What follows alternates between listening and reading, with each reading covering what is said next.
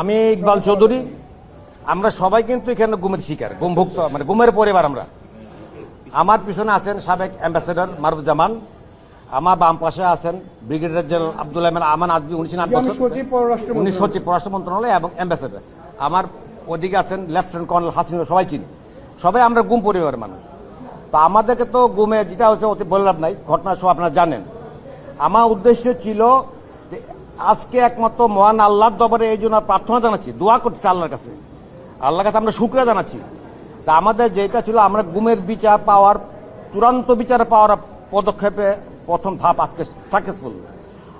যেসব আসামি রাষ্ট্রীয় ড্রেস পরে রাষ্ট্রীয় প্রতিষ্ঠান থেকে যারা ফ্যাসিস্টদের পক্ষ হয়ে এভাবে গুম খুনে জড়িত ছিল, তাদেরকে যাতে এখানে আনতে পারছি, সেজন্য thanks to the government, thanks to the court, thanks to the ICT, thanks to the chief prosecutor all. আর আমরা যেটা বিচার চাচ্ছি, আশা করি বিচার পাবো।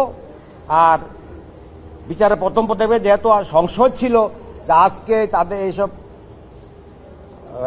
কি বলে আসামিদেরকে আনবে কিনা, যা হোক শেষ পর্যন্ত আনছে, বাধ্য হচ্ছে আসামিরা, ওনাদেরকে অলরেডি কারাগারে প্রেরণ করা হয়েছে। বাকি যারা বিদেশ আছে তাদেরকে, আমাদের দাবি তাদেরকে জন্য ইন্টারপোলের মাধ্যমে যে হোক পত্র পত্রিকা বিজ্ঞাপন দিয়ে ইন্টারপোলের মাধ্যমে তাদের বিদেশ ধরে আবার কোর্টে হাজির করে। এটা আমার থ্যাংক ইউ।